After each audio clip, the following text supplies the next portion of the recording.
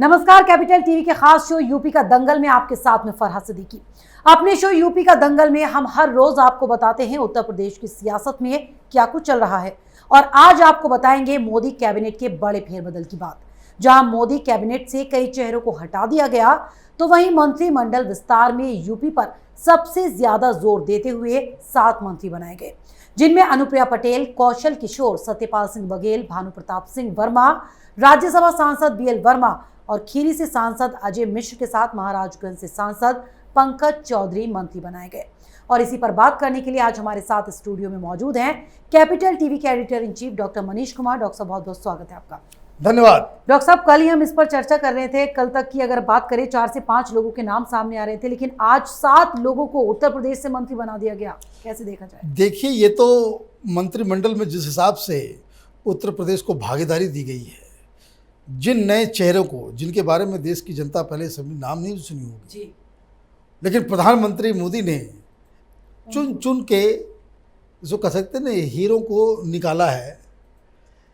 ये Samajwadi party, Mayawati, Congress party की नींद उड़ाने वाली कैबिनेट है। ये अब जिन नेताओं को लिया गया है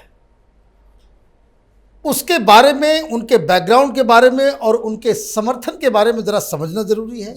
और प्रधानमंत्री मोदी ने क्यों लिया, ये दरअसल मंत्रिमंडल में जो 7 उत्तर प्रदेश के नेताओं को जगह दी गई है, ये क्लियर कट फॉर्मूला है कि 2022 और 2024 में भारतीय जनता पार्टी यूपी में स्वीप करेगी।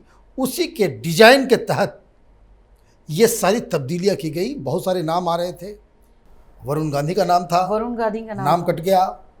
बहुगुणा जी का नाम था, उनका नाम कट गया। अनिता बहुगुणा बड़ी ब्राह्मण लीडर हैं, उनका नाम कट गया।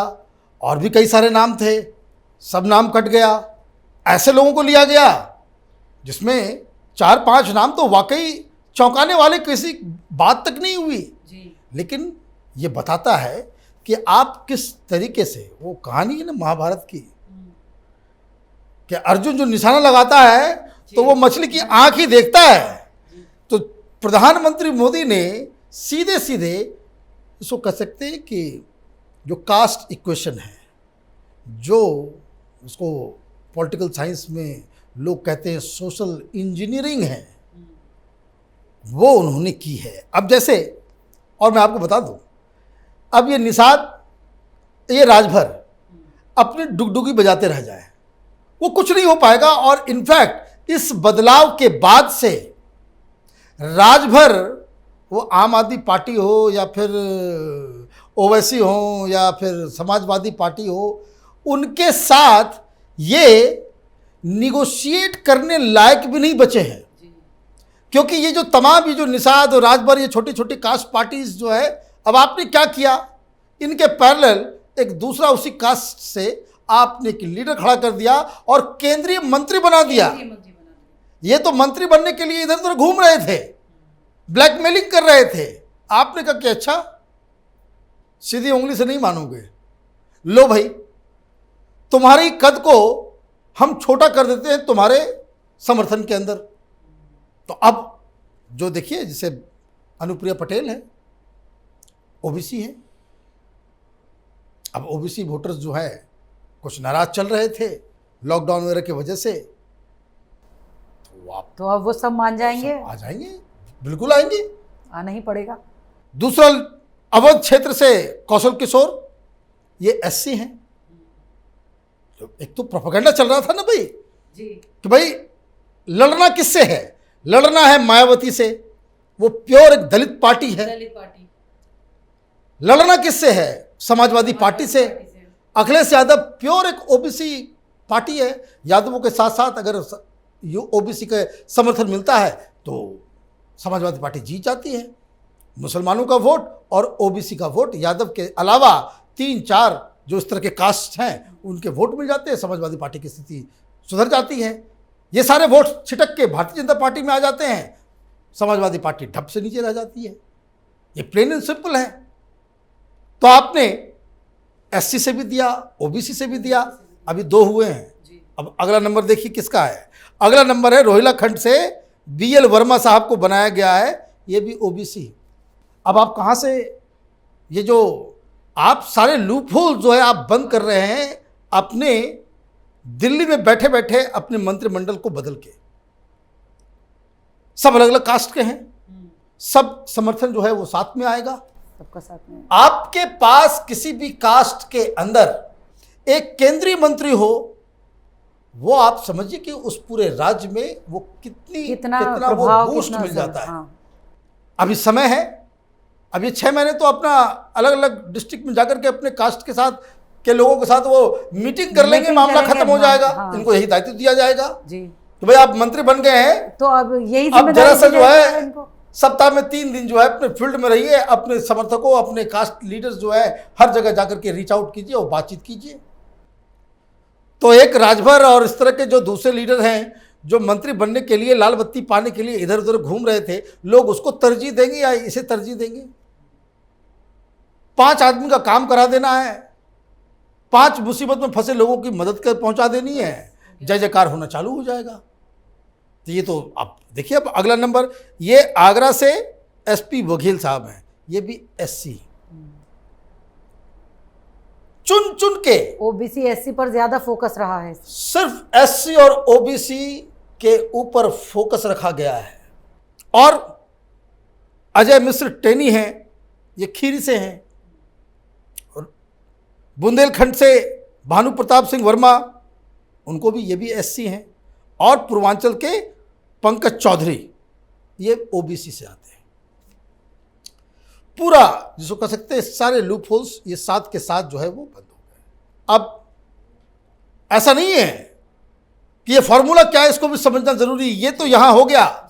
हमने कल बताया था कि अब जब केंद्र के अंदर ये बदलाव हो जाएगा, उसके बाद योगी कैबिनेट में बदलाव होगा, उसके बाद योगी कैबिनेट में बदलाव होगा।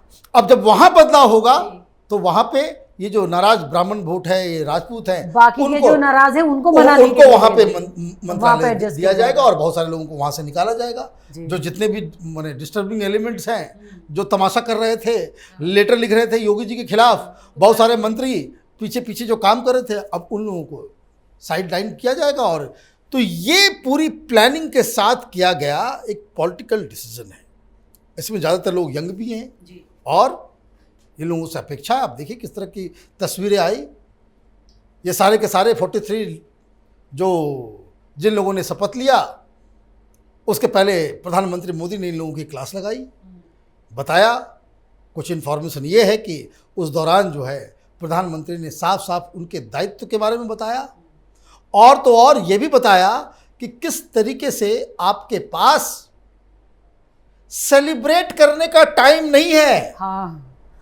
हिंदुस्तान एक ऐसे दौर से गुजर रहा है कि यहाँ अब आप 15 दिन वहाँ पे सभा कर रहे हैं, वहाँ पे अभिनंदन सभा हो रहा है, वहाँ पे जश्न मनाया जा रहा है। सबका टाइम नहीं है। इसका टाइम नहीं है, काम करने का टाइम है। और तो बहुत सारे लोग इसमें ऑलरेडी मंत्रिमंडल में थे या दूसरे जैसे बहुत सारे लोग हैं जो पहले भी मंत्री रह चुके हैं, तो उनको समझ में आएगा कि भाई कार्य प्रणाली किस तरह से बिल्कुल अलग है प्रधानमंत्री का। अभी आपने मंत्रालय का की सीढ़ी नहीं चढ़ी, अपनी कुर्सी पर नहीं बैठे, और प्रधानमंत्री आपको आपकी जिम्मेदारियां बता रहे हैं और ये भी बता दे रहे हैं कि ज़्यादा सेलिब्रेट मत करना, काम करना है। और वैसे भी ये जो मंत्रिमंडल जो इस लेवल पर जब बदलाव होता है तो इसका मतलब साफ है कि चुनाव की तैयारी है। चुनाव की तो तैयारी काफी टाइम पहले से ही कर रही है डॉक्टर साहब बीजेपी, लेकिन आज जिस तरह से बदलाव हुआ, इसके बाद योगी कैबिनेट में बदलाव होगा, यानी लगता नहीं है कि किसी और को मौका मिल पाएगा। जो दूसरे राजनीतिक दल कुएं के मेंढक की तरह टटरा रहे हैं, बरसाती मेंढक की तरह उछल उछल के बाहर आ रहे हैं, किसी को मौका नहीं देने वाली बीजेपी, पूरी तैयारी उसकी। देखिए, ये कहना बिल्कुल गलत होगा कि कोई भी चुनाव वन साइडेड होता है। नहीं, वन साइडेड नहीं होगा। वन साइडेड रिजल्ट आता है जी, वन साइडेड रिजल्ट हो सकता है, लेकिन चुनाव से पहले धुकधुकी जो है ना, कलेजे की धड़कन जो है वो रिजल्ट से पहले जो वो होती है बहुत ज्यादा होती है, और हर चुनाव डिफिकल्ट होता है।